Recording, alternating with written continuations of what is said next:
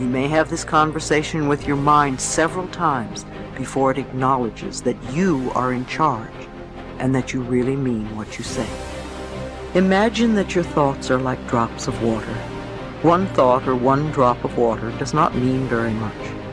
As you continue to repeat the same thoughts over and over, you first notice a stain on the carpet, then there's a little puddle, then a pond, and as these thoughts continue, they can become a lake and finally an ocean.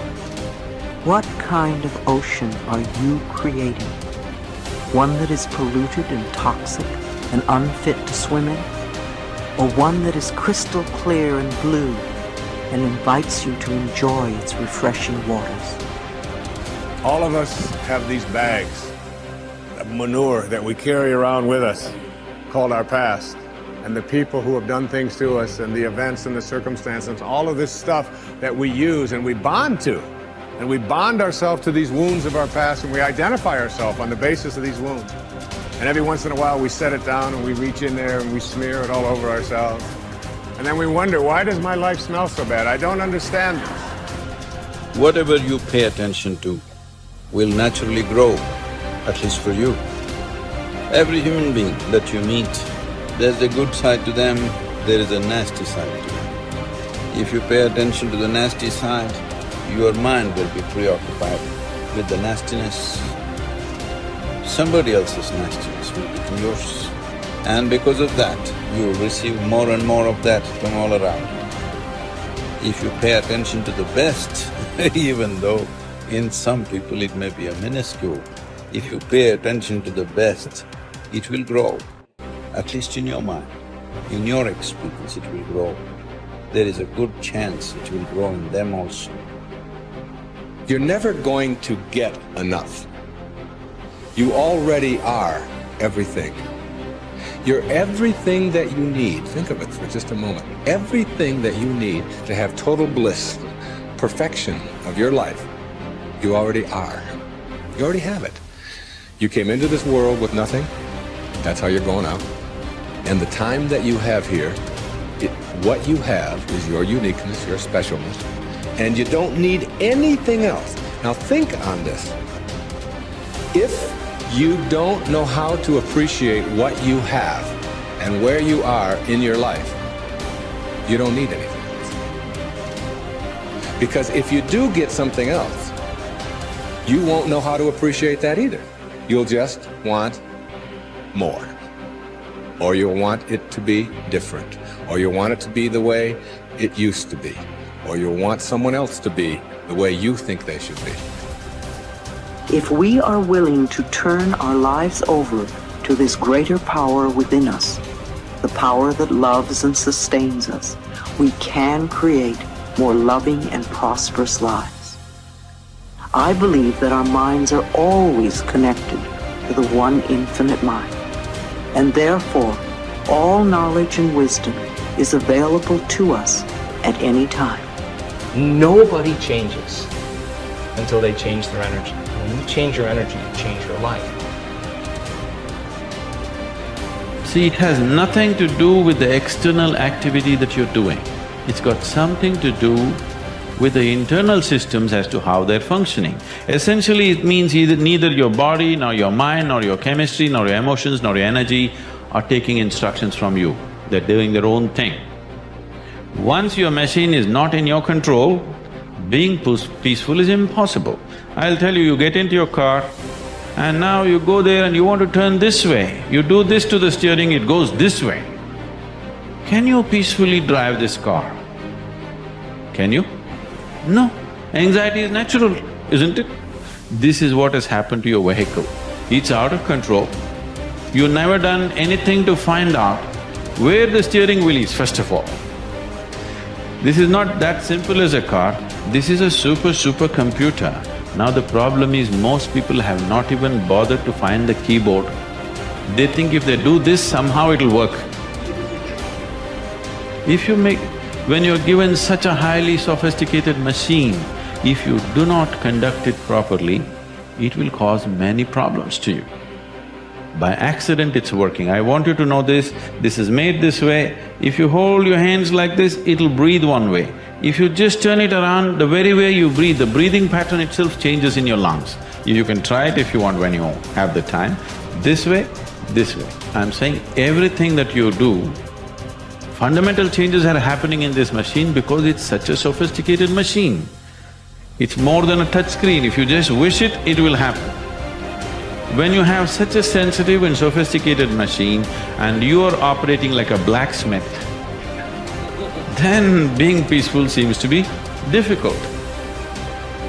Peace is not the highest goal in your life, it is the most fundamental requirement. Don't ever set peace as the highest goal. If you do that, you'll only rest in peace. You must see, to be peaceful is the first thing in your life, isn't it? If you want to do anything sensibly in your life, if you want to conduct any situation in your life sensibly, to be peaceful and happy is fundamental. All improvement in your life begins with an improvement in your mental pictures. We know that because of the law of correspondence, that your outer world tends to be a mirror of your inner world. This means that what you see on your outside, what you see in your relationships, your health, your work, your customers, and so on, tends to be a result of the pictures you have inside. We also know that your self-image controls your performance. Because the way you see yourself and think about yourself inside determines how you act on a day-to-day basis.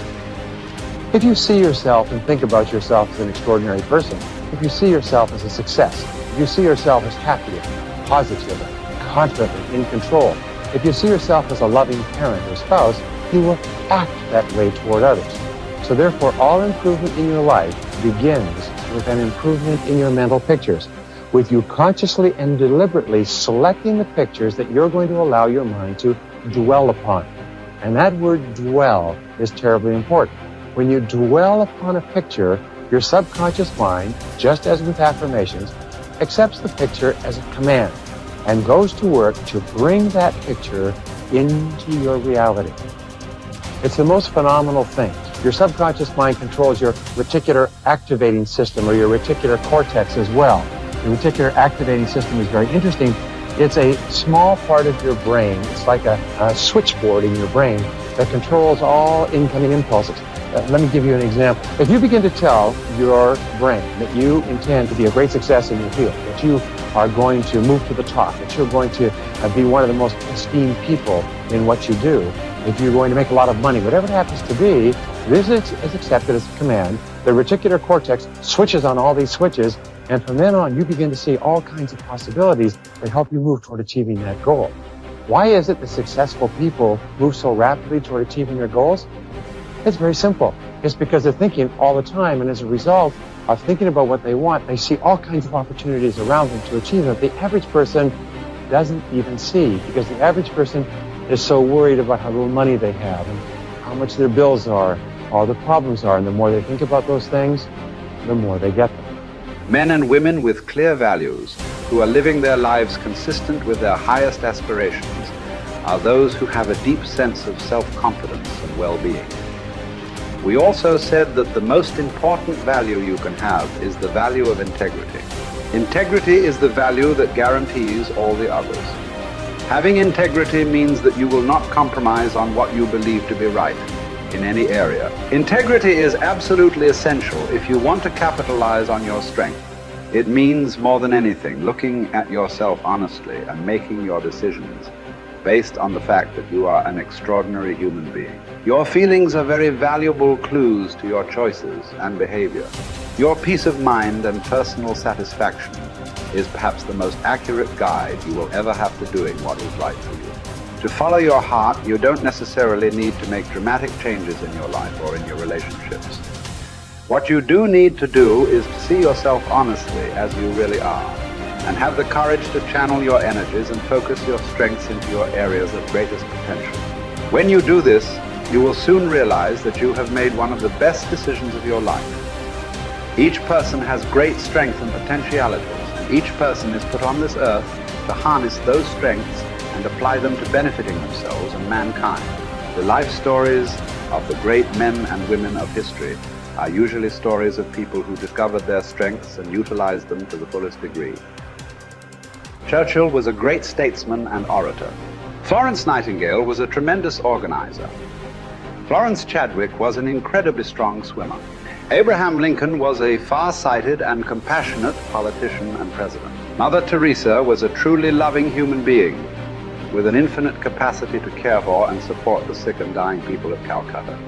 Joe Montana was a quarterback with an incredible throwing arm with the Washington Redskins. All around you, you see men and women who have grabbed their major talents. You can do the same if you have the courage to follow your heart.